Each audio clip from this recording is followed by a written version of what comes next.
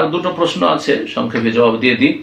21 নম্বর প্রশ্ন, আমাদের এলাকাতে কবর দেওয়ার শেষে কবরের 4 কোণে খেজুর পাতা পুঁতে ওই 4টি খেজুর পাতা 4 জন 4টি সূরা পড়ে কবরে পুঁতে দেই, সব বিদআত।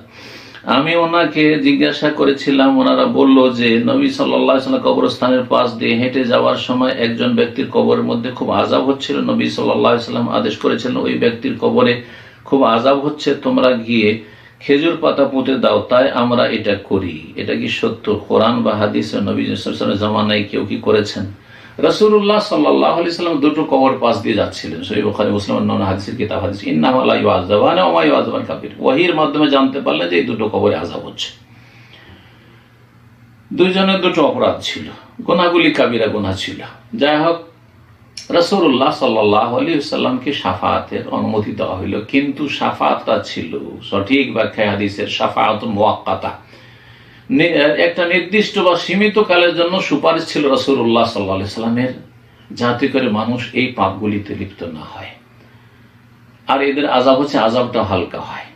সেটা হচ্ছে যে তিনি দুটো খেজুর ডাল নিলেন আর 2 কবরের উপরে দুটো গেড়ে দিলেন, 4 কোনায় নাই, 2 কবরের উপর দুটো গেড়ে দিলেন আর বলে লা আল্লাহু ইউখাফফাফ আনহুমা মা লাম ইয়াইবিসা, এই দুটো কবরের আযাবকে হালকা করা হবে যতদিন পর্যন্ত দুটো ডাল শুকিয়ে না যায়। এই সময়টা নির্ধারণ করে দিয়েছেন রাসূলুল্লাহ সাল্লাল্লাহু আলাইহি ওয়াসাল্লামের কাছে আল্লাহ রাব্বুল আলামিন ওহী মারফত, জিবরিল মারফত। জি, এতদিন পর্যন্ত আযাবটা হালকা থাকবে, তারপরে তার অপরাধ যদি থাকে তো আযাব হইতে থাকবে। এতদিন জন্য সুপারিশ।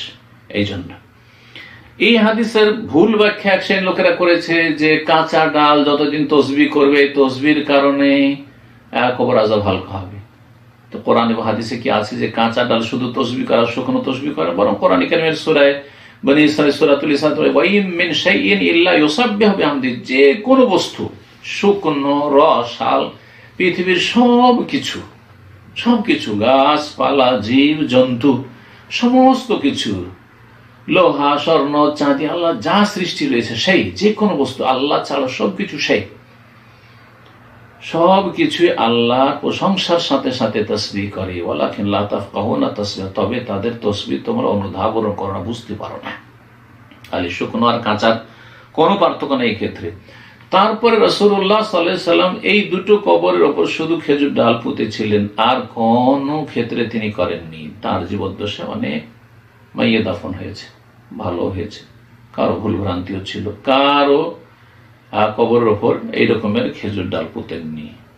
তারপরে খলিফা রাশিদ এর উপর আমল করেননি। না হলে বলতাম যে এটি সুন্নাত, সেই জন্য তারা বুঝেছেন যে রাসূলুল্লাহ ওই হাদিসের আলোকে এটি কাজ করতে হবে। সুতরাং এটি একটি বিদআত, আর এই বিদআত করা হচ্ছে গুমরাহির পরিণাম, অবশ্যই জাহান্নামের শাস্তি যদি আল্লাহ মাফ না করে। সুতরাং এসব বিদআতগুলি করবেন না। তারপরে ওলামারা আরো বেশ কিছু কথা, তার মধ্যে একটি কথা এখানে বলে দিই, সেটা হচ্ছে যে রাসূলুল্লাহ ওহীর মাধ্যমে জানতে পেরেছে এই দুটো কবরে আযাব হচ্ছে। আপনি যাদের কবরে খেজুরের ডাল পুঁতছেন, কি আপনি কি জানছেন যে তাদের কবরে আযাব হচ্ছে?